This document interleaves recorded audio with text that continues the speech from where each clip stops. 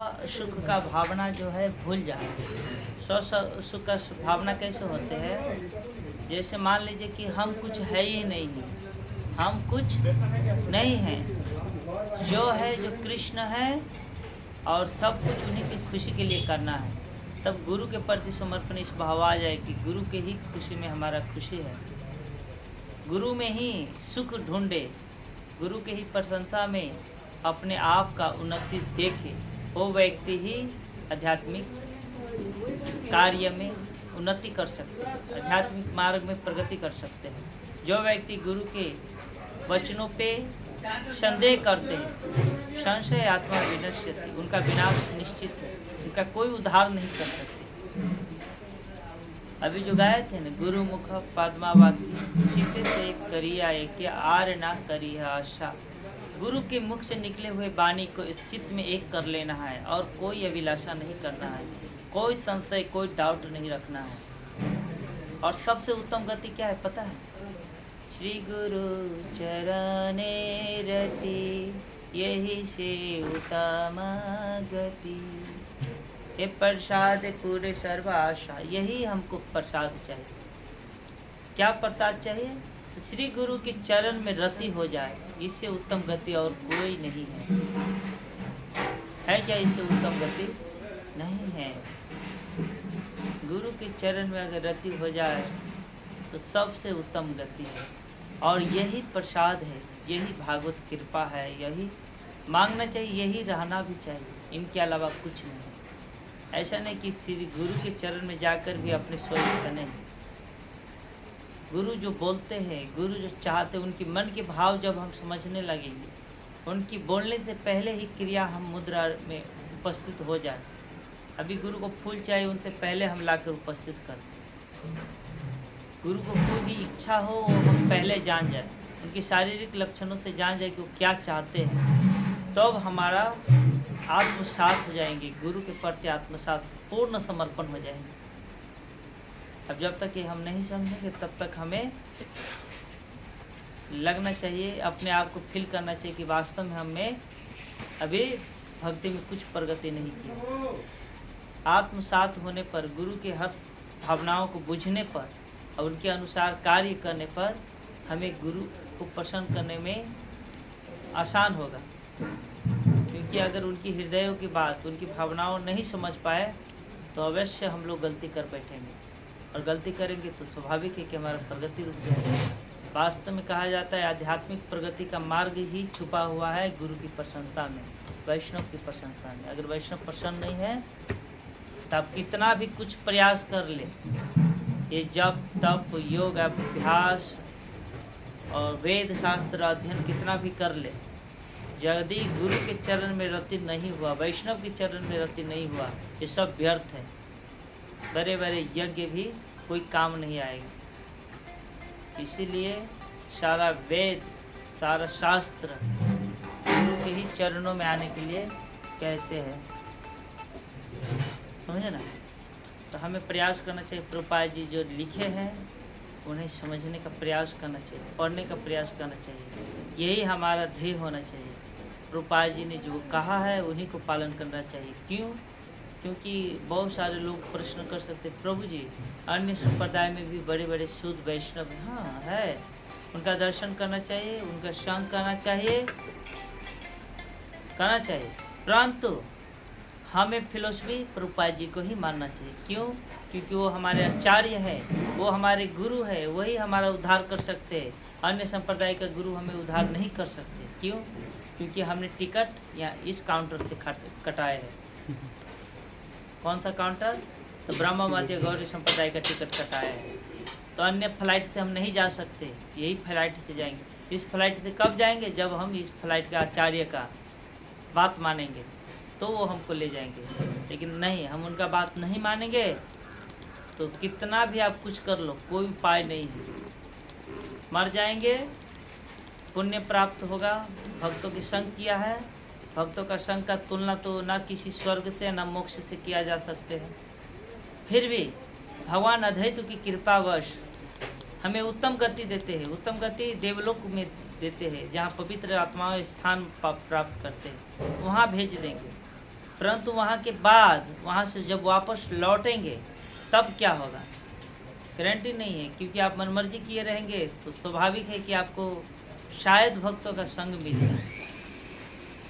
मिलेंगे, नहीं भी मिलेंगे, गारंटी नहीं। इसीलिए हमें अपने आचार्यों को ही पकड़ना चाहिए। एक स्टोरी बताते हैं, ठीक है। एक लड़का गया था, वो लड़का था, उनके पास बकरी थी, तो बकरी चराने गए। तो उनका माता पिता भगवान शिव का भक्त थे, तो उनको बता दिया था कि जंगल में इस बकरी के ऊपर जब भी कोई समस्या हो तो तुम भगवान को याद कर लेना, ठीक है। और घर पे देखे थे सब देवी देवता का फोटो उनके माता पिता रख कर पूजा करते थे। ऐसे गए एक दिन जंगल में, चराते चराते एक बार बाघ आया उसको बकरी को पकड़ने के लिए। तो बोले, हे शिव जी मेरे बकरी को रक्षा करिए। तो शिव जी कैलाश से आने लगे। फिर उतना में बोले, हे गणेश जी आप ही आइए। तो शिव जी वापस चले गए, गणेश जी आने लगे। फिर उसके बाद थोड़ा देर बाद बोले, हो इंद्र आप ही आइए। ये गणेश जी चले गए, इंद्र आए। फिर उसके बाद बोले कि हे ब्रह्मा जी आप आइए। तो इंद्र चले गए, ब्रह्मा जी आए। ऐसे मतलब अलग अलग जितना भी देवी देवता का नाम जानते थे वो एक एक करके बुलाने लगे।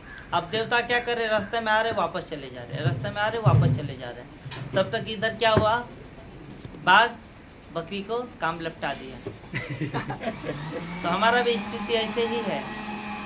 हम भगवान को प्राप्त करना चाहते हैं, परंतु हमें यार माइंड क्या चलते हैं, नहीं ये भी वैष्णव है, ये भी वैष्णव, इनके चरण में थोड़ा देर के लिए जाना चाहिए। फिर उनके वो वैष्णव कृपा करना चाहेगा तो देखता है अरे ये तो फिर दूसरे की ओर भाग रहा है। फिर बोले ठीक है जैसे उनकी, फिर वो कृपा करना चाहेगा तब तक देखते इसका मन अन्य के प्रति भाग रहा है। वैष्णव के प्रति भागना चाहिए, परंतु हमारा डेडिकेशन गुरु के प्रति होना चाहिए। अगर गुरु के प्रति डेडिकेशन नहीं है तब तक हम कुछ नहीं कर सकते। वही बकरी जैसा हालत हो जाएगा, देवता आएगा जाएगा आएगा जाएगा। वैसे कृपा तो करेंगे लेकिन कृपा होगा ही नहीं, वो रोक लेंगे। ठीक है कि ये अन्य का शिष्य है, अच्छा है कि हमारे पास आए, लेकिन उसमें भी भावनात्मक तत्व होते हैं। वैष्णव के संग का लोलपन होना चाहिए, वैष्णव का संग करने का लालसा होना चाहिए, परंतु ये लालसा आपकी सोच के ऊपर प्रभावित करती है। आपका अपने गुरु के प्रति कितनी समर्पण है और अन्य के वैष्णव के प्रति कितने समर्पण है, ये आपका सोच से फर्क पड़ता है, आपके चेतना से फर्क पड़ता है। इसीलिए कहा जाता है कि जब भी वैष्णव को देखे तो दंडवत प्रणाम करना चाहिए, उनसे शिक्षा लेना चाहिए और उनके शिक्षा लेने के बाद उसी शिक्षा की मार्फत से अपनी गुरु की सेवा करना चाहिए, उससे परम सत्य के बारे में जिज्ञासा करना चाहिए। वैष्णव की सेवा करने के लिए हमें जिज्ञासा करना चाहिए, न कि हमें अन्य संप्रदायों के लक्षण विलक्षण के पीछे पागल होना चाहिए। वैष्णवों से शिक्षा लेकर हमें अपने गुरु को सेवा करना चाहिए। ये वैष्णव डेडिकेशन है, भक्तों के अपने गुरु के प्रति समर्पण भाव होना चाहिए। एक बार मैं कथा सुना था, मलेशिया में एक बहुत बड़े भक्त थे, वो गुरुकुल चलाते थे, तो उनके बहुत सारे शिष्य थे। तो उनमें से एक शिष्य को उन्होंने अपने गुरु भाई के पास भेजा, बोला कि तुम जाओ और उनकी सेवा करो, जब वो सेवा हो जाएगा पूर्ण तो वो वापस भेज देंगे। तो उन्होंने क्या सुना कि मेरे गुरु महाराज मुझे बता रहे कि उनकी सेवा करना है, तो वो जाकर जैसे अपने गुरु महाराज की सेवा करते थे वैसे पूर्ण समर्पण होकर सेवा किया, पूर्ण होकर कुछ प्रश्न थे शायद उन्होंने अपने गुरु से पूछे थे, तो उन्होंने भेज दिया अपने गुरु भाई के पास। तो उनको पूर्ण रूप से अपने गुरु के वाक्य को हृदय में रख कर उन्होंने सेवा किया। फिर प्रश्न का उत्तर उनको मिलने के बाद वापस आए, तो वो अपने गुरु से प्रश्न किया कि मैंने जो प्रश्न का उत्तर दिया तो उत्तर में आया कि आप जैसा ही भक्त होना चाहिए। इसका मतलब हम नहीं समझे। तब उनका गुरुजी बताया कि तूने मेरे वचन को मान रखते हुए पूर्ण रूप से उन्हें अपने गुरु समझकर उनको सेवा किया। यही डेडिकेशन भक्तों में होना चाहिए। आपने पूछा था मुझे कि वैष्णव भक्त कैसा होना चाहिए, मैंने अपने गुरु भाई के पास भेजा, आपने उनको समर्पण भाव से सेवा किया मेरे वचन के कारण, इसीलिए वैष्णव आप जैसा होना चाहिए, उन्होंने कहा। तो कहने का तात्पर्य यह है कि हमें वैष्णवों को गुरु की तरह ही सेवा करना चाहिए, परंतु निष्ठा गुरु में ही रति होना चाहिए, मति गुरु में होना चाहिए। वैष्णवों में मति सेवा भाव होना चाहिए, उनसे शिक्षा लेना चाहिए, परम सत्य के बारे में जानना चाहिए। ये नहीं कि गुरु चेंज कर लो, ये भी गुरु है वो भी गुरु है, नहीं। आध्यात्मिक मार्ग में एक बार गुरु स्वीकार कर लिए तो चेंज करना अपराध है, पतन का मार्ग है। और दूसरी बात है कि प्रभुपाद जी ने जो हमें फिलोसफी दी उनको पालन करना चाहिए। एक बार वृंदावन में क्या हुआ था, जब प्रभुपाद जी विदेश से आए थे अपने शिष्य को लेकर, और वृंदावन के नगर में गली में प्रचार करना शुरू किया हरिनाम संकीर्तन। सभी जानते थे चैतन्य महाप्रभु हरिनाम संकीर्तन करना का आंदोलन को संचालन कर चुके हैं, उनके अनुयायी हरिनाम संकीर्तन करते हैं। यहाँ तक भक्ति सिद्धांत सरस्वती ठाकुर महाराज किए थे संकीर्तन। उनके जो मठ बनाए गए 64 मठ, उन मठों में ऐसा हो गया कि हरिनाम संकीर्तन निकालते नहीं थे, मठाधीश बन गए थे, महंत बन गए थे। और प्रभुपाद जी ने इसको बहुत सीरियसली लिया कि नहीं, हमको चैतन्य महाप्रभु को पानी को प्रचार करना है, हरिनाम संकीर्तन के रूप देना है, अच्छे से देना है। इधर क्या हुआ, 64 गौरी मठ क्या हुआ, एक मंदिर बन के रह गया, अपने सीमित बन गए, हरिनाम संकीर्तन बंद हो चुके थे। लोगों को लगा कि नहीं है, लेकिन फिर भी भक्त लोग जानते थे कि वैष्णव गौरी संप्रदाय में अवश्य ही हरिनाम संकीर्तन निकलेंगे, जो मूलाधार होगा उनको आगे का संचालन करेंगे, वो निकालेंगे। तो उस समय जब प्रभुपाद जी निकाले थे हरिनाम संकीर्तन, तो बहुत सारे वैष्णवों को आश्चर्य हुआ कि बहुत समय बाद गौरी मठ का नया रूप देखने को मिला। और उन्होंने देखा नया ही रूप नहीं, ये फिरंगी लोग को, विदेशी लोगों को देखा नाच रहे सड़क पे, धोती कुर्ता तिलक लगा के। तो उनको मन में लालसा हुआ कि मेरे भी फिरंगी लोग मेरा शिष्य होना चाहिए, ये विदेशी जो है ना वो लोग भी, अंग्रेज लोग मेरा शिष्य होना चाहिए। तो उन्होंने एक दुकान खोल दिया, स्वरूप का दर्शन। तो उन लोगों ने बहुत सुन रखे थे प्रभुपाद जी से कि आध्यात्मिक मेरा संबंध जो भगवान के साथ एक स्वरूप है, तो हम भक्ति करते करते हम प्रगति करेंगे तो हम पुनः अपने स्वरूप को जाग जाएंगे। लेकिन अभी हमारा स्वरूप क्या है, दास रूप में भगवान की सेवा करना चाहिए। चिवेरे स्वरूप है नित्य रे कृष्ण दास। जिस प्रकार उन्होंने इस प्रकार का बोर्ड लगा था, आप शिष्य लोग गए घूमने के लिए वृंदावन, खूब प्रभुपाद जी से सुने थे कि वृंदावन बहुत दिव्य धाम है, बहुत अच्छा धाम है, वहाँ पे उनकी महिमा बहुत सुने थे। इसीलिए उन्होंने इच्छावश गए भ्रमण करने के लिए, भक्त लोगों ने वहाँ पे स्वरूप देखा कि स्वरूप को प्रदर्शन करने वाला है, स्वरूप बता रहे हैं। तो जिज्ञासावश उस शिष्य लोग, प्रभुपाद जी के शिष्य लोग गए, वो साधु से मिले और साधु उनको ले गए अपने अंदर और अपना शिष्य बनाना था। उन्होंने बताया कि आपका स्वरूप पता है, जय जय श्री राधा श्याम। तो उन्होंने बताया आप लोग को अपना स्वरूप पता है? नहीं। आपका गुरुजी नहीं बताया? नहीं, बिल्कुल नहीं बताया। बोले मैं आपको स्वरूप बताता हूँ। तो किसी को बता दिया कि आप मोर है गौलोक में, किसी को बता दिया आप गोपी है, तो किसी को गाय, किसी को कुछ अलग अलग, किसी का बंदर बता दिया। 5-6 लोग शिष्य गए थे घूमने और उनको बता दे। वो लोग आए तब अपने स्वरूप के बारे में सोचने लगे, स्वरूप के बारे में जानने लगे, रहने तो हो जाएगा। मैं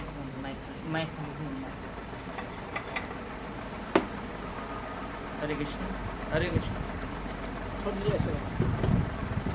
तो अपने स्वरूप के बारे में जब वो जान गए तो मंदिर में कीर्तन हुआ शाम को, तो कोई गोपी भाव के रूप में नाच रहे थे। प्रभुपाद जी एक सिस्टम बताए थे, स्टेप बाय स्टेप ऐसे डांस करना है आगे पीछे। लेकिन वो लोग क्या कर रहे थे, कोई गोपी की तरह नाच रहे थे, कोई मोर की तरह नाच रहे थे, कोई कुछ नाच रहे थे। तो प्रभुपाद जी ने कुछ शिष्य लोग बोले, प्रभुपाद जी के शिष्य लोग बोले कि ये क्या हो रहा है भाई, आज क्या हो रहा है, नाच में कुछ कीर्तन में कुछ अलग हो रहा है। प्रभुपाद जी को जाकर बताया कि ऐसे ऐसे हो रहा है। प्रभुपाद जी बुलाए उन लोग, तो बोले अरे ये ऐसे क्यों नाच रहे हैं, सब लोग शिकायत कर रहे हैं। तो बोले कि हमारा स्वरूप पता चल गया, वृंदावन में घूमने गए थे, साधु लोग बताए हमारा स्वरूप क्या है, इसीलिए हम नाचते हैं। गोपाल जी बहुत डांटे, बहुत डांटे, अरे तुमको वृंदावन में भजन करना है, मंदिर बनाना है, ना कि तुम इन बाबा के चक्कर में फंसकर अपने मार्ग को भूल जाओ। तुम दास हो, दासी रूप में तुमको सेवा करना है, कभी सखा बनने की इच्छा नहीं रखना है, न मोर बनने का, न गोपी बनने का। जब वो समय आएगा तुम समझ जाओगे। कभी भी हमारा आचार्य ऐसा स्वरूप नहीं बताया, वहीं पे है, जब खोज एक ही में ले जाना है, तो कभी भी नहीं बताया। इसीलिए हम बोलते हैं, एक बार और घटना बताते हैं। हमारा नरोत्तम दास ठाकुर जो है, भगवान श्री राधा कृष्ण के रास नृत्य जब लीलाएं ख़त्म होते हैं और वो कृष्ण और राधा थक कर आते हैं, तो बैठ जाते हैं एक पलके पर, और उस समय वो क्या करते हैं, दूध गरम गरम करके, ठंडा हल्का करके, सुसुम करके भगवान को पिलाने जाते हैं। उनका सेवा वही है नरोत्तम दास ठाकुर गोलोक। एक बार क्या हुआ कि वो बैठे बैठे अपनी लीला में प्रवेश कर गए थे, और वो दूध चेक कर रहे थे कि गर्म है कि ठंडा है। जैसे जैसे चेक किया, उनका उंगली जल गया, उंगली जल गया, ऐसे पीछे छुपा लिया। तो जीव गोस्वामी देख लिया और हंसने लगे। तो कहने के तात्पर्य वो गोपी थे, है, रहेंगे, फिर भी उन्होंने कभी प्रदर्शन नहीं किया, क्योंकि शरीर अभी वर्तमान शरीर क्या था, पुरुष रूप में थे। उन्होंने कभी भी ऐसा साड़ी या गोपी ड्रेस पहन के नाचे नहीं कीर्तन में जाकर, मंदिर में। अभी देखेंगे सहजा भक्त लोग वृंदावन में बहुत मिल जाएंगे, गोपी लोग बने रहते हैं, प्रभु जी सब गोपी बन के नाचते रहते हैं वृंदावन में। ऐसे हमें भाव विभोर होकर नहीं बनना है। गोपाल जी हमारे आचार्यों ने नहीं बताया, क्योंकि वो जानते हैं कि आने वाले कलयुग में लोग इस चीज़ को बहुत देंगे, बढ़ चढ़ कर बढ़ाएंगे, क्योंकि अधर्म में लिप्त होने में समय नहीं लगता है। पता चले कि हम कृष्ण के लिए सज रहे हैं, और कृष्ण को दिखाते दिखाते हम किन किन को दिखाने लगे और खुद देखने लगे, कब पता ही नहीं चलता। खुद को स्व सुख को कामना होने लगती। हम देखे हैं, बरसाना में रहते थे, नित्य आते थे लोग, ऐसे ऐसे साधु लोग को देखे हैं जो अपने को बाबा जी बोलते हैं, बाबा जी उपाधि ग्रहण कर लिए। जब गौर किशोर दास बाबा जी इस संसार को त्यागे थे, और त्यागने के बाद उनका शरीर जो बचे थे, तो बहुत सारे महात्माओं सब बोलने लगे कि ये मेरे आश्रम के सामने इनका समाधि बनेंगे।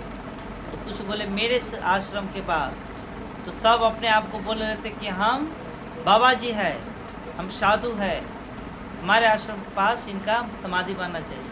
लेकिन भक्ति सिद्धांत सरस्वती ठाकुर महाराज जब आए थे, तो उन्होंने बोले किसी के आश्रम के पास नहीं बनेंगे। क्यों नहीं बनेंगे? आप लोग अपने आप को बाबा जी त्यागी बोलते हैं, बताइए 1 साल के अंदर में आप लोगों ने किसी स्त्री के स्पर्श न किया, सब मौन रहे। अरे 1 साल छोड़ो, 6 महीना के बाद करता हूँ, वो आइए, 6 महीना तक कोई स्त्री के स्पर्श न किया। 6 महीना तो छोड़ो, 1 महीना पे आ जाए तो भी नहीं आए, 1 हफ्ता तो भी नहीं, 1 दिन कोई नहीं है। बोले तुम लोग कैसा त्यागी अपने आप को दिखाते हो, चोला पहन लेते हैं, त्यागी का हो गया त्यागी संभव। हम इनका शिष्य है, एक ही शिष्य है, ये मेरे इच्छा अनुसार ही इनका समाधि बनाया। तो कहने के तात्पर्य ये है कि बाबा जी उपाधि हमारे जगन्नाथ दास बाबा जी महाराज हुए हैं, और एक हुआ है गौर किशोर दास बाबा जी महाराज। और उनके बाद अगर कोई बड़ा है तो प्रभुपाद जी का एक गुरु भाई थे, जो वृंदावन में जब प्रभुपाद जी प्रचार कर रहे थे तो उनसे सलाह लेने आते थे, वो गुरु बाबा जी महाराज को उपाधि प्राप्त हुई। बाबा जी का उपाधि जो होते हैं हर कोई प्राप्त नहीं कर सकते, नहीं कर सकते, बहुत बड़ी उपाधि है। जानते हैं ना गौर किशोर दास बाबा जी महाराज क्या तपस्या करते थे, किस स्थान पर और कैसे करते थे, जहाँ लोग नाक नहीं रख सकते, जा नहीं सकते, ऐसे जगह पर वो तपस्या करते थे, नाम जप करते थे, नाम जप करते। और अभी को बोलते हैं कि हम बाबा जी, और बहुत हेवी कपड़ा लगाते हैं, अपने आप को सजा धजा के सुंदर जगह पे अच्छे से खाने पीने का व्यवस्था है, अपना आश्रम है। नहीं, वो बाबा जी नहीं, बाबा जी का क्वालिटी होता है, इसी प्रकार वृंदावन में है, लोग भजन करते हैं। वृंदावन की महिमा ही अद्वितीय है, प्रभावशाली है। वहाँ पे कोई भी व्यक्ति किसी भी रूप में सेवा करे तो भी दिव्य है, क्योंकि धाम में कोई भी जीवात्मा बद्ध नहीं होते, ऑलरेडी मुक्त होते हैं, सारे पापों से मुक्त होते हैं, महात्मा ही जाते हैं। परंतु हमें ये ऐसे कलयुग के प्रभाव से चकाचौंध जो दिखाई दे रहे उनके प्रभाव में नहीं पड़ना है। हमें प्रभुपाद जी को दिया हुआ फिलोसफी को जानना है। इसीलिए हमें प्रभुपाद जी ने इतना बुक लिख कर दिया है, इतना बुक लिख कर दिया है। प्रभुपाद जी जानते थे कि दिन भर भी पढ़े, पूरा ज़िंदगी भी पढ़ेंगे, ये बुक ख़त्म नहीं होगा।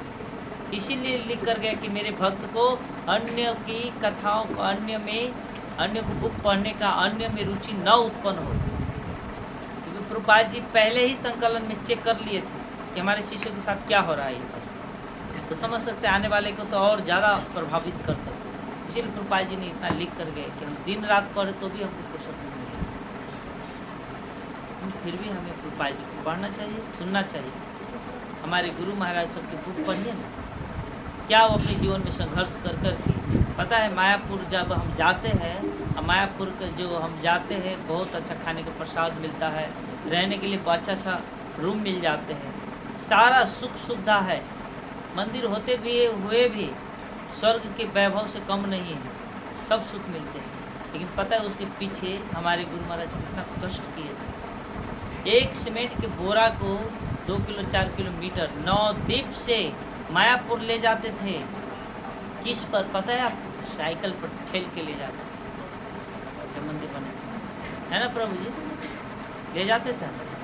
बुक डिस्ट्रीब्यूशन करने जाते थे, पूरा जंगल थे, टापू थे, ऊख रहते थे, धान रहते थे, गेहूं के समय गेहूं रहते थे, अलग अलग खेती होते थे, कोई घर नहीं, मछुआरा का छुपड़ी उपड़ी रहते थे, चोर डाकू सब लगा रहते थे। गुरु महाराज सब जब बुक डिस्ट्रीब्यूशन कर लेते थे, जो पैसा बचते थे उस पैसा को कुपिन में रख कर बांध कर नगौटा तब जाते थे, ताकि डाकू लोग चोरी करे तो मिलेगा नहीं। ऐसे परिश्रम किए हैं भक्त लोगों ने। यही तक नहीं, वहाँ पे खेत में सांप बिच्छू क्या क्या नहीं निकलते थे स्टार्टिंग टाइम में। भक्त लोगों ने कितना कष्ट किए हैं, पढ़ोगे तो जानोगे कितनी परिश्रम की है एक एक मंदिर बनाने के लिए। वहाँ का छोड़िए, जनकपुर धाम को भी इतिहास आपको पता है? नहीं पता है? हमको आने से पूर्व यहाँ पे एक घटना हुआ था कि नए नए घर बनाए थे, यहाँ पे माटी रखे थे, बाढ़ आया था दूधमती में, पूरा दहा गया था। रात में दहाते समय भी क्या हालत थे, भक्त लोग अंदर थे, भगवान थे, हल पूरा माटी दलदल बन गए थे।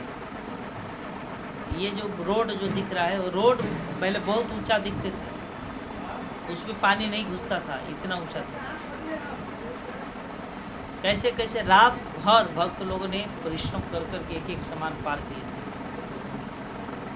थे। और ये तो हुआ ये ज़मीन पे बैठे, उसके बाद एक गांव वाले ने कम परेशानी नहीं किए थे। जादू टोना से लेके यहाँ पे वैसे भी शमशान है, भूत प्रेत की सभी दशाओं से उतार दिए थे भक्त लोग। हमने खुद अपने आंखों से देखे हैं। तो हर मंदिर का इतिहास गवाह है इस्कॉन में कि भक्ति इतना आसान नहीं है। ये जो वैभव अभी दिख रहा है, इसके पीछे भक्त लोगों का बहुत बड़ा योगदान है। तो ऐसे योगदान को कथा हम नहीं सुनते हैं और रुचि लगाते नहीं, हमको कथा सुनना, अन्य को कथा। तो महाराज सुनो, लेकिन अपना इतिहास जानो कि हम जिस संप्रदाय में, वो संप्रदाय कितनी परिश्रम किए, कितनी योगदान दिए, कितना बलिदान दिए हम लोग। आज हम यहाँ सुख से रह रहे हैं। वास्तव में ये भक्ति का रोल नहीं है सुख से रहना। भक्ति का रोल क्या है पता है? आश्रम में जाते ही हमें घर की मोह त्यागना पड़ता है और गुरु के अथॉरिटी के अंदर में रहकर उनकी हर इच्छाओं को अपना इच्छा समझते हुए वो जो कहे वही पालन करना है। वो जो हमें बताए वही मार्ग पे चलना है। अपनी मर्जी से मार्ग नहीं बनाना है। अपनी मर्जी से मार्ग बनाएंगे तो हम बात सुनेंगे नहीं सुनेंगे तो स्वाभाविक हमारा आध्यात्मिक प्रगति रुक जाएगी, बाधित हो जाएगी। हमें ये ऐसे लगने लगे प्रभु जी हमको डिस्टर्ब करे, वो प्रभु जी हमको डिस्टर्ब करे, और इस प्रकार का हमें मानसिक हमें धीरे धीरे खोखला कर देंगे।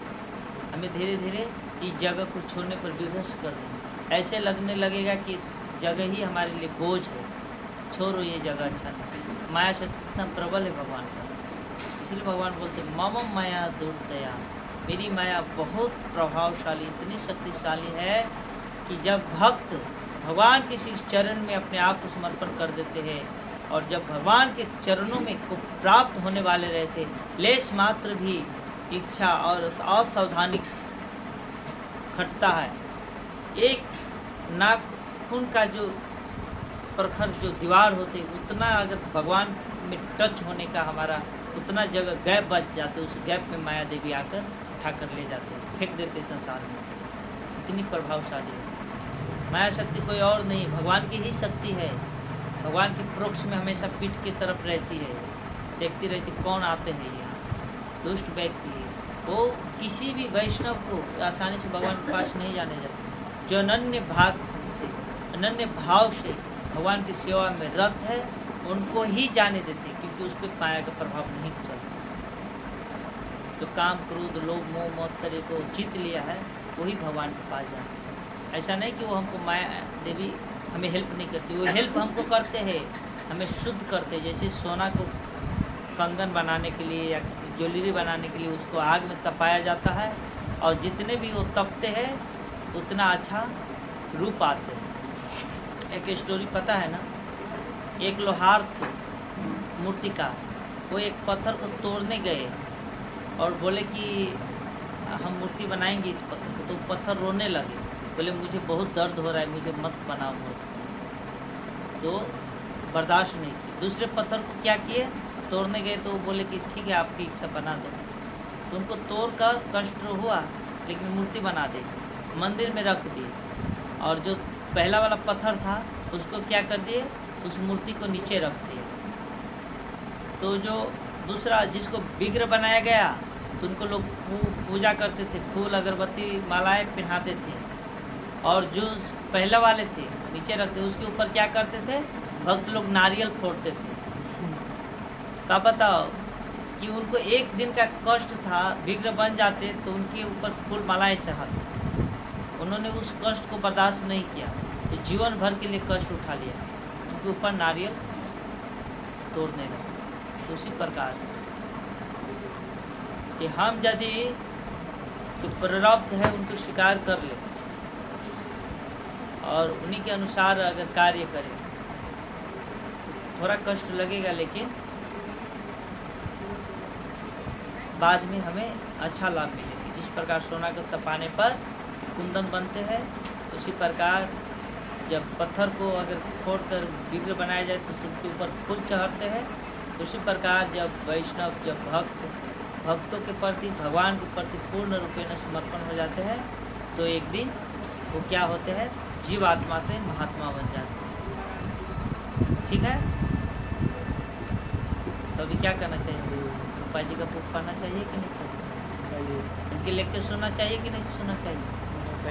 लोग भक्त माल कथा सुनने के लिए अलग अलग संप्रदाय के महाराज से संपर्क करते, अच्छा है, गलत नहीं है, लेकिन हमारे नव योगेंद्र महाराज भक्तमाल के कथा 11 खंड में विभाजित करके बना दिए वीडियो, देखिए।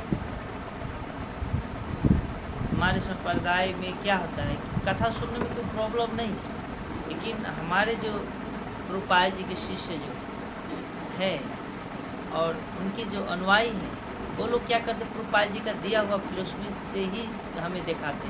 हमारे गुरु महाराज हमें वो आईना से दिखाते हैं, आंखों में वो चश्मा लगा देते हैं जो चश्मा से हमें भक्ति मार्ग में आगे प्रगति करना है। वो जानते हैं कि इनको कौन सा मार्ग देना है,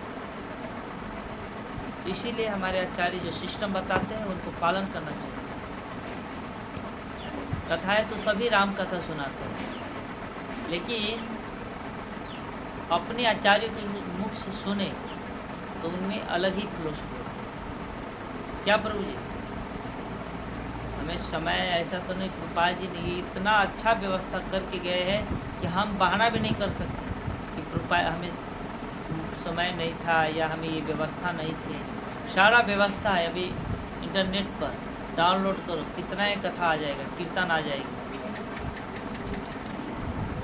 और प्रभुपाद जी ने इतना बुक लिख दिए है छोटा से बड़ा तक कि आप पैकेट में भी रख के जाओगे कहीं भी उल्टा के पढ़ोगे। एक ही बुक के 1000 बार पढ़ोगे तो 1000 रस आएंगे। कल्प वृक्ष बना दे प्रभुपाद जी अपने बुक। ऐसा नहीं कि छोटा बुक है तो इसमें सीमित ज्ञान है, नहीं, वो कल्प वृक्ष है। आकार भले ही छोटा बड़ा कर दिए लेकिन है तो सभी के सभी कल्प वृक्ष। बस हमारा चेतना है का प्रभावी, हमारा चेतना जो इसी रहते हैं वो इसी प्रकार वो रूप लेते हैं। ये यथा माँ प्रपन्न तांत भजा मेरा, जो जैसा भाव रहता है उसी के अनुरूप हमें भगवान का फल उनकी कृपा मिलते हैं। जिस प्रकार हमारा स्वभाव रहेंगे उसी अनुसार रूपा जी की पुस्तक से हमें ज्ञान प्राप्त हो। एक बार मैं अमेरिका का कोई साइंटिस्ट थे, वो बता रहे थे कि हम ये जो परमाणु बम बनाए हैं तो वास्तव में श्रीमद् भागवत गीता पढ़ के बनाए। कैसे बनाए हैं? तो महाभारत में अग्नि बाण जो चलते थे तो कई मीलों मील तक वो उसको ध्वस्त करते थे सैनिक। एक ही बाण कितना है सैनिक को विनाश कर देते। तो ये अग्नि बाण को मैंने देखकर शास्त्र में ढूंढे और ढूंढने के बाद हमें ज्ञान मिला कि अग्निबाण बने कैसे। तो उनका माइंड सेट था कि इस शास्त्रों में अग्निबाण बनाना है, तो उनको अग्निबाण का तरीका मिल गए। ज्ञानी लोग जाते हैं तो ज्ञान में ही डूब जाते, ब्रह्म में एकात्म हो जाते, कृष्ण को हटा देते, भगवान मानते ही नहीं। जब योगी लोग जाते हैं तो अलग अलग सिद्धि के लिए प्रयत्नशील होते, उनको प्राप्त करते हैं शास्त्र के अनुसार। और जब भक्त जाते हैं तो उनको कर्मकांड दिखते ही नहीं, शास्त्र हर जगह भक्ति दिखते हैं। तो जैसे चश्मा लगाओगे वैसे दिखेगा। आप जिस भाव से श्रीमद् भागवत गीता को शरण लोगे उसी भाव से आपको प्राप्त होगा। प्रभुपाद जी, बहुत सारे लोग बोलते हैं प्रभुपाद जी पूरा शास्त्र जितना भी लिखे किताब सब में भक्ति के ही प्रधान दिए। वास्तव में वही है प्रधान। प्रभुपाद जी बोला हमारे पास समय नहीं है, किसी के पास समय नहीं। हमने जो फिल्म देख लिया उस फिल्म का स्टोरी रख दिया है संक्षेप में। तो जीवन का मूल्य प्रभुपाद जी जानते थे, इसीलिए जीवन का उद्देश्य लिख दिए हर जगह। इसीलिए हमें प्रभुपाद जी का कृपा प्राप्त करना है और उन्हीं की पुस्तक पढ़ना है, उनको बताए गए मार्ग को पालन करना है। पता है हमारे इस्कॉन में एक बुक है, कौन सा बुक है? वैदिक शास्त्र से चुने हुए श्लोक। ये जो बुक है थोड़ा हम पढ़े हैं उसमें कि इस प्रकार ये सारा तत्व को, सारे मर्म को बताए हैं वो श्लोक, सबसे चुने हुए श्लोक में किस प्रकार ये चारों संप्रदाय का वर्णन दिखाया जाता है। इन संप्रदायों में अलग हटकर बौद्ध धर्म का प्रचार हुआ, किस कारण, फिर शंकराचार्य का जो धर्म का प्रचार हुआ उसके पीछे रीजन क्या है, फिर वैष्णव संप्रदाय का रीजन क्या है, उन सारे श्लोकों से हमें मिल जाते हैं, एकदम आँख खोल जाते हैं। हमने एक बार रामेश्वर प्रभु के साथ बैठे थे और हम बात कर रहे थे तो प्रभु जी को विश्वास नहीं हो रहा था कि ये कैसे हो सकता है। हमको पूछा कि कहाँ से है, बोले पद्म पुराण से निकाले हुए श्लोक। प्रभु जी को आश्चर्य हुआ कि वास्तव में जिस चीज़ को हम सिर्फ कथाओं के माध्यम से सुनते हैं और हम बताते हैं, लेकिन हमको प्रमाण चाहिए तो उसमें है, दिया है। पढ़ेंगे तब हम पता चलेगा, पढ़ेंगे नहीं तो क्या भूलेंगे। पढ़ना चाहिए, थोड़ा बहुत पढ़ना चाहिए, ठीक है। पढ़ेंगे सब लोग रूपा जी का पुस्तक। पढ़ी बोल नहीं पढ़ेंगे, नहीं पढ़ेंगे, पढ़ना चाहिए ना जी। क्या ट्रेनिंग ले लो यहीं पे बहुत अच्छा ट्रेनिंग होता है। आप